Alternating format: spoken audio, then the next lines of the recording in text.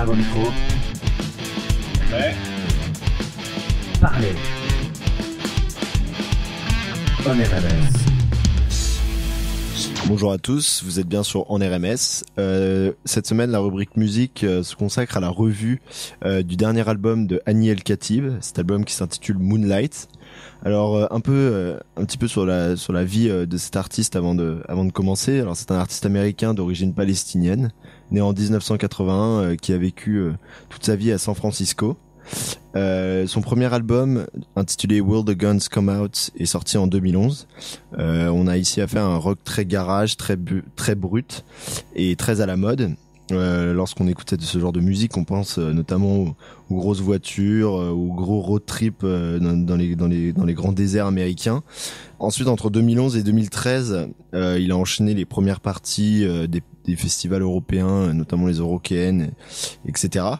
Et c'est en 2013 lorsqu'il rencontre Dan Auerbach, donc le guitariste et chanteur des Black Keys, qui lui propose de produire son prochain album, que la carrière de Hani El Khatib va vraiment décoller, entre guillemets.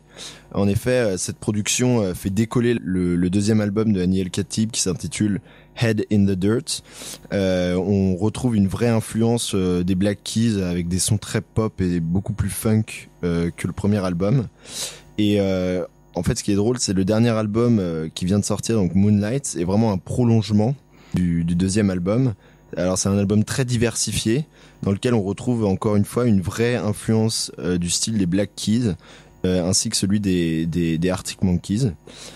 Alors, on a, comme je disais, c'est un album très diversifié. Alors, d'un côté, on a des titres qui sont vraiment très mystérieux, très un peu plus nostalgiques, notamment Chasing ou Dancehall ou encore Mexico. Avec beaucoup d'introspection sur les émotions et la vie personnelle du chanteur et du guitariste. C'est globalement un très bon album. La seule chose pour laquelle on peut le critiquer, c'est qu'il y a un certain problème d'homogénéité au sein même de l'album.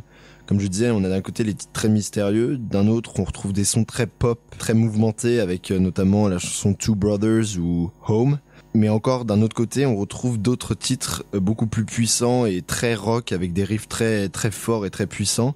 Là, on retrouve la chanson The Teeth, All Black, qui sont donc des titres enfin, un ensemble pas très homogène, et donc c'est quelque chose qu'on peut reprocher à l'artiste sur ce nouvel album.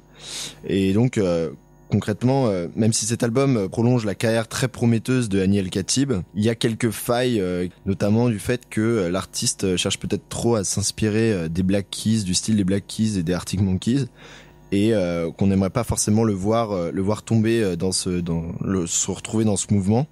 En tout cas, quoi qu'il en soit, sachez que Hani El Khatib passe le 11 mars à la Cartonnerie, et que ce concert s'annonce riche en émotions. Merci à tous.